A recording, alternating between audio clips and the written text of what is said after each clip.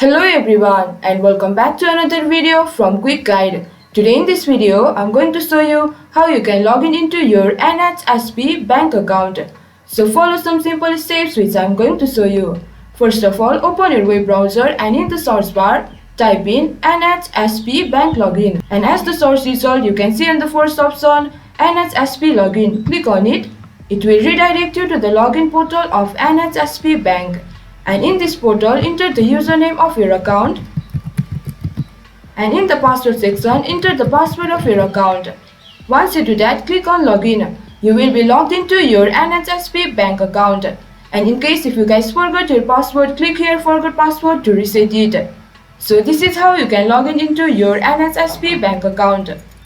This was for this video. Hope you guys understand and find our video helpful. If you did, please do not forget to hit the like and subscribe to our channel. And also hit the bell icon for latest videos and drop a comment for reviews and more content like this. I will see you guys again in our next video. Thank you guys for watching.